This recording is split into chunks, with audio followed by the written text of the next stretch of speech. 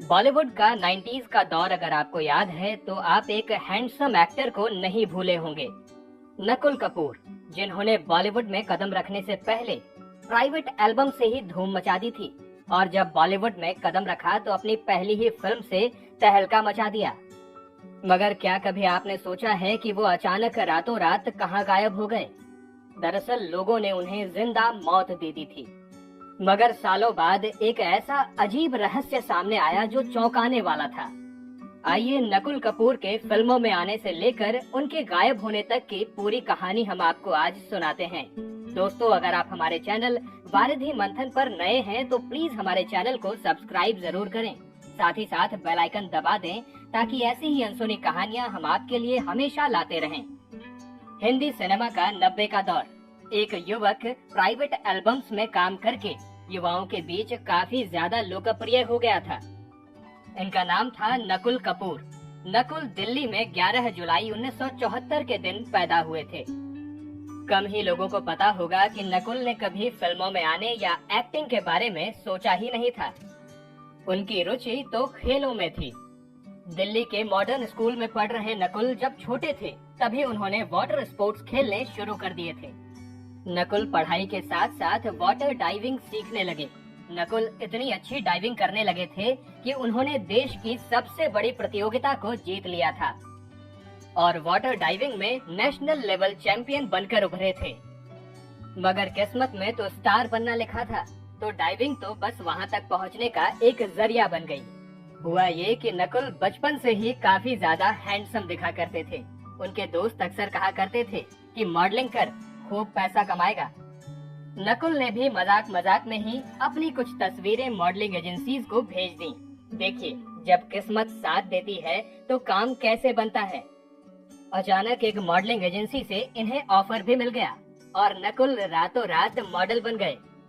किस्मत साथ दे रही थी तो जो भी करते कामयाबी मिल जाती। 1995-96 की बात है। इनको डाइविंग का तो शौक था ही, साथ ही साथ बंजी जंपिंग को उस समय भारत में गिने चुने लोग ही जानते थे। एडवेंचर के शौकीन नकुल ने पहली बार बंजी जंपिंग करने का फैसला किया। मगर उनको क्या पता था कि ये शौक उनकी किस्मत पलटने जा रहा था। नकुल जब बंजी जंपिंग करने की तैयारी करने लगे तो इसकी खबर आग की तरह फैल गई। सफलतापूर्वक बंजी जंपिंग करने की खबर एक मशहूर कोल्ड ड्रिंक कंपनी तक भी पहुंची। कंपनी को आइडिया पसंद आ गया। उन्होंने नकुल को बुलाया और एक बड़ा ऑफर दे दिया। भारी भरकम फीस देकर उन्हें अपना ब्रांड एम्बेसडर बना दिया। उनको उस कंपनी के विज्ञापन में भी बंजी जंपिंग करनी थी। 1996 में उनका पहला विज्ञापन आया। इस विज्ञापन में दिखाया गया था कि कोल्ड ड्रिंक खत्म हो जाती है तो नकुल पैर में रस्सी बांधकर पहाड़ी से कूद जाते हैं। लोगों को ये विज्ञापन ही नहीं बल्कि नकुल भी खूब पसंद आ गए। अगले साल 1997 में हेलीकॉप्टर से जंप लगाने वाला नकुल का विज्ञापन भी खूब मशहूर हो गया। बस यहीं से वो सिंगर शिवानी कश्यप की नजरों में चढ़ गए। वो अपना एक प्राइवेट एल्बम निकालने जा रही थी जिसके लिए उन्हें एक हीरो की तलाश थी।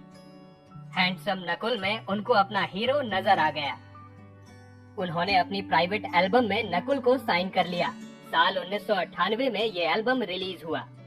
इस एल्बम के टाइटल सॉन्ग हो गई है मोहब्बत तुमसे ने युवाओं के बीच धूम मचा दी। खासकर नकुल लड़कियों के बीच काफी ज्यादा पॉपुलर हो गए। कामयाबी नकुल के कदम चूमने लगी। बड़ी म्यूजिक कंपनी टिप्स ने नकुल को ऑफर दे दिया। साल 2000 में दीप्ति भटनागर के साथ इनके एक प्राइवेट एल्बम का गीत यारी यारी भी सुपरहिट हो गया। अगले ही साल रूप कुमार राठौड़ और सोनाली राठौड़ भी अपना एल्बम निकालने जा रहे थे। उनको भी नकुल का चेहरा काफी ज्यादा पसंद आ गया और उन्होंने नकुल को अपने एल्बम का हीरो बना दिया। साल 2001 में इस एल्बम के गाने मुझे मोहब्बत सी हो गई है ने फिर से एक बार बवाल मचा दिया। इसी साल नुसरत फतेह अली खान जैसे सिंगर के गाए हुए गाने में टिप्स कंपनी ने नकुल को फिर से मौका दे दिया। अब तो नकुल म्यूजिक इंडस्ट्री का एक बड़ा चेहरा बन चुके थे। फिर बॉलीवुड वालों की नजर आखिर नकुल पर क्यों न पड़ती। साल 2001 की बात है। प्रोड्यूसर रमेश तोरानी एक फिल्म बनाने जा रहे थे जिसके लिए उन्हें एक नए चेहरे की तलाश थी। अचानक उनकी नजर नकुल के प्राइवेट एल्बम्स पर पड़ गई। उनको नकुल पसंद आ गए तो उन्होंने बुला लिया ऑडिशंस के लिए। ऑडिशन हुआ तो नकुल को रमेश तुरानी ने पास कर दिया और अपनी फिल्म का हीरो बना दिया।